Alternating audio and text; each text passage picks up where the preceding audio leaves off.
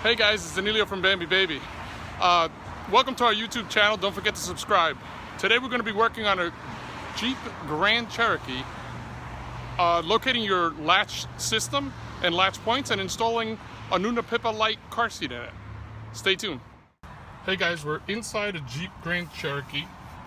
We can see the location for the latches here. On the Jeep Grand Cherokee, it's just below, in between the two cushions, you can run into the anchor. It has two sets, one on the driver's side, one on the passenger side. Now we're going to try and install the base. So we're in the Grand Cherokee, and I just realized something. This rear seating has multiple positions. So when I bring it back, it kind of stays in a one position, but the latches aren't deep enough to connect. So if I recline it a little further back, it opens up the leather here to give me the latch point visibility. Then it's a lot easier to come on over, mount it into place so I can find the latches there. I get a green.